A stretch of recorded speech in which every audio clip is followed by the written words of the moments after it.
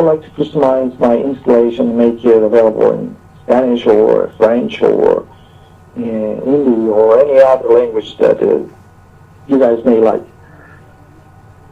Yeah, as you know, and as I have represented before, OpenDSS is a platform that was built using the actor model. So you have multiple actors that are assigned specific areas and are specialized on covering certain needs for the program.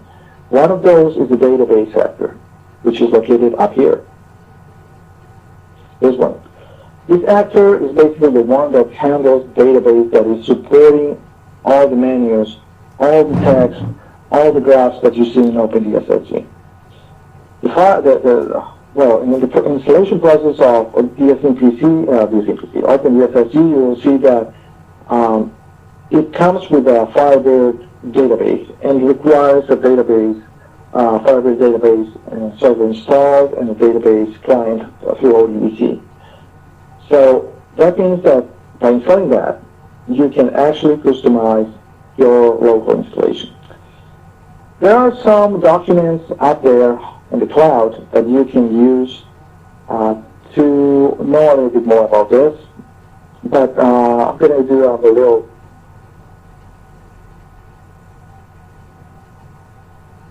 let's go to the OpenDSS installation folder. No, it's not this one. You go to Program Files, OpenDSS, CVI's database. So this is your database. Normally, for having access to the database, I use a free SQL command layer. But there are several out there, but the one I like to use is EMS SQL Manager, which is type that on Google, is going to take you there. So they have several interfaces for several different databases. So they have for MySQL, they have for SQL Server, they have for Postgres. In our case, we're looking at one for Intraday Firebird.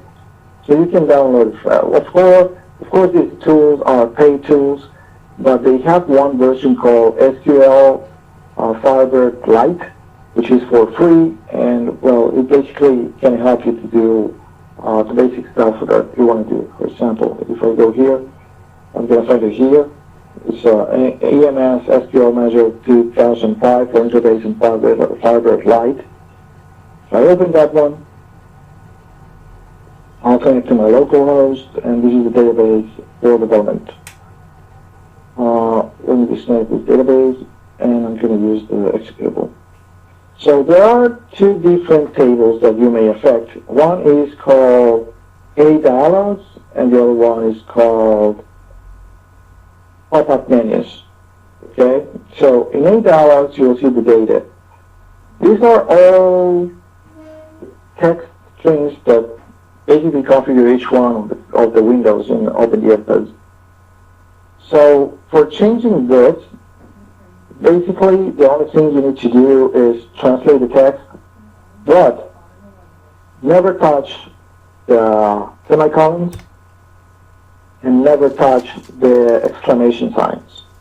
That's it. Save that and you'll be fine.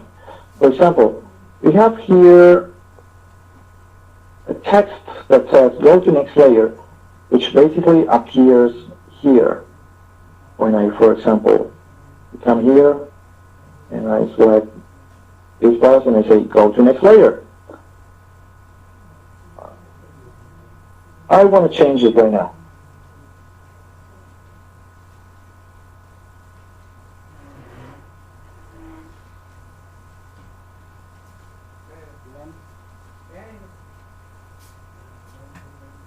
Hello? You guys still there? Can you hear me? Hello? Hello? Hello? Can anybody hear me? Everything is good now, Davis. Oh, excellent. Just your screen froze a bit. It's just that. Oh, okay. Thank you. Okay, now I'm going to change this text. I'm going to say, I don't know. Now let's try with the standard characters. This is Spanish, by the way. So I'm gonna just put this there. I'm gonna commit the transaction. And look, the software is still running.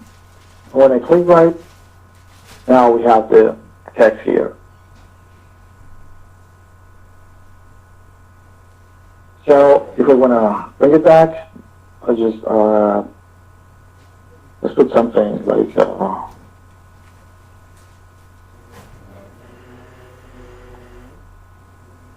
rules. Yes, when I come into transaction, I come here. There it is.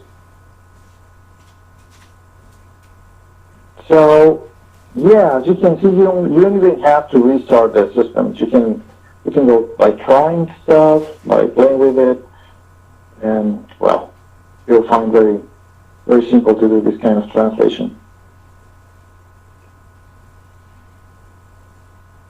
Or if you find that some text could be missing or wrong, you can correct it. This. So that's the way you can customize your language. You can create your own database, and if, for example, you want to distribute that into your teammates or in the people working with you, or you want to make a public distribution, just share the database, right? So you have there, you have the pop-up menus, same thing. So just remember, respect the semicolons, the exclamation marks, you'll be fine. You have other tables like the circuit table. This one basically tells you everything about the system, the coordinates, the boxes, well, basically how the draw is made. You have the errors that may happen. So this is my local database. So yeah, sometimes we have some glitches coming out there. Configuration, well, you have everything here. You should disconnect this. Okay. This is it. So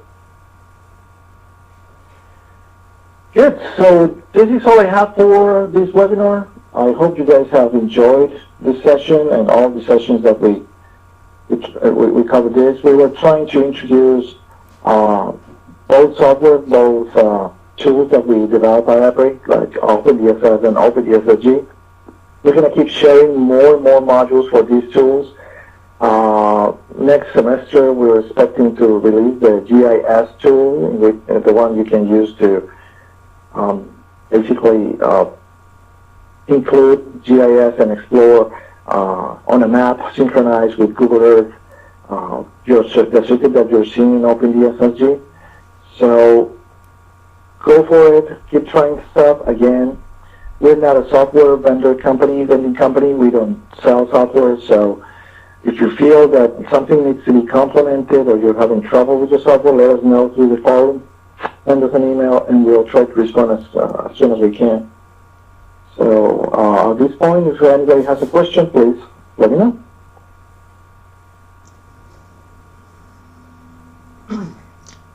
I have a question. I have a few questions, in fact. So the first one is, I know that we are not looking at, we cannot do frequency sort of simulations in OpenDSS, and that we need to have a slack bus. But frequency what? I'm sorry? Like, I mean, like transients, EMTs, or frequency, because microgrids, you know, all that side of the research.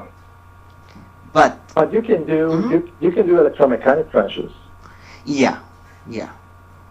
But what I thought was, will it be possible to look at microgrid sort of research area without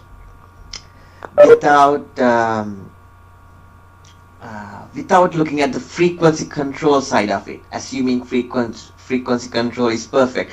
I mean, like, we have 3 isolated networks working together, running in the simulation at the same time, and then, you know, based on some particular, we don't need to look at synchronization aspect of it, but you know, we can switch it on and off together. Maybe we have 2 grids running and then 3 grids, or you know, that kind of. Oh, yeah. Is it possible to do that? Because I tried it, but I thought, or I felt, I got errors, and I felt that it might be because we just have one Y bus and one power flow simulation running per circuit at the same time. Or is it possible Oh, yeah, to do? I understand. Yeah. Mm-hmm. Yes, you can do that. Actually, you know, the model of the OpenDSS model is a model that basically mimics the Ohm's current voltage law. I mean, it's just voltage is equal to impedance per current. That's it. So the one that we call the slot bus is nothing more than a Norton equivalent. So you have a current source injecting something into a sparse matrix that represents a big impedance. So what you can do to mimic that microgrid control, that microgrid behavior when it's disconnected, is just add a current source at this, just next to the DRs, and you will see that it will keep the voltage in those points. Oh, yeah, okay. So add those, and you'll see that it will work. Or just work in dynamic mode. Dynamic mode will give you that facility.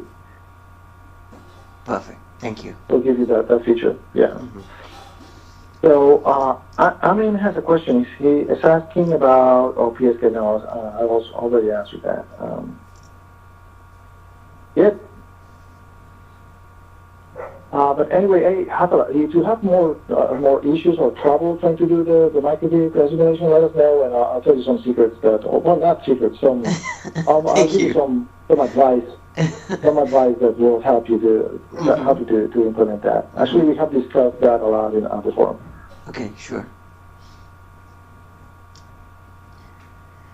All right, guys. So looks like nobody has a question. Oh yes, there's a new question here. 9. Monte Carlo, Sammy is asking, man, why are your questions coming that one? Coming like super down. Let me see. Monte Carlo analysis, which one is recommended? OpenDSS PM or OpenDSS G? Can I run OpenDSS G using Ubuntu? You can run it from Ubuntu if you are connected to the TCP/IP server.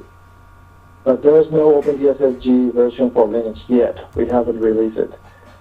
OpenDSS PM and OpenDSS G are the same thing. Actually, OpenDSS G is OpenDSS PM. If you go here to the credits, you'll see that OpenDSS G is version 2.1.3 and works with it says version unknown, but it's actually version 8.1.1, which is OpenDSS G. So OpenDSS PM. So both are the same. Yeah, both are the same. Vishal Verma is asking, like, Harshal asked, is it possible to run OpenDSS G in case we don't have a slot bus, just inverters flying? Yes, sure. Again, add to the just put next to your DER a current source. That's it. Probably you're going to have to develop some logic to control that current source, but by adding it, it's going to be just a piece of cake. I mean, it's going to be so simple. But again, if this information is not clear, we have discussed this topic several times on the forum, so go there, try to find it. If you don't find it, send me an email, write something on the forum, and we're going to point you there. All right, guys. It's 11 a.m. on my time. So again, thank you so much for being here. Hasla, I think this is all I got. Before that, I wanna thank you for giving us this space. Thank you everybody for attending this session. It's been very nice to introduce this software to you. We hope you guys find it interesting, and you want to play with it. Again, if you have any questions, just let us know through our emails or forum or any other media of communication that we have. We're open to hear suggestions, and we're also open to keep providing solutions that will help this industry to move forward. So, with that said, Again, thanks, and Hasla, I think they're all yours. Thank you, Davis. So, guys, I know that Davis has been saying that this is more of a research effort, but I have been using many software over the years, commercial stuff, but I have never got as fast response and as much support as I got from the time that I used OpenDSS. And that has been the main driving force, which has probably helped me to to use OpenDSS, because all the power system and analysis guys know that it is really hard when you get stuck somewhere and you need to wait for days for an answer to a question from the developers or for a forum. So you guys have been really awesome, Davis and Roger and all the people at EPRI who are developing this software. It's a great effort, free for software, and where anyone can use it for free. So saying that, thank you again, Davis, Roger, and everyone. I need to give a shout out to staff support from IEEE, Helen Shiminski, who helped to set up the webinars. Then our IEEE PES Young Professionals team, our committee chair, John Hoffman, and then the PES Day lead, Thiago Alencar. Without them, the leadership that they gave, it will not have been possible to set this up. So this is not the end, but the beginning of, I hope, this type of webinars where we try to connect experts who are part of IEEE with the larger community. Most of the people who came here are members of IEEE PES, but still some did not. But at the end of the day, what we want is to disseminate knowledge and skills, because there is a big opportunity here to spread knowledge, because that's what we do. We advance technology for the benefit of humanity. So saying that, we invite you all who are not members to become part of our group, to be part of IEEE PES, so that we all could volunteer together, learn together, and grow together. And we hope that you will join with us for the next events that we are planning up. We'll keep you updated. We do have OpenDSS case study comparison, which we are still putting together, but we'll update you when it's done. So, hope to see you all in our next event. Have a great day.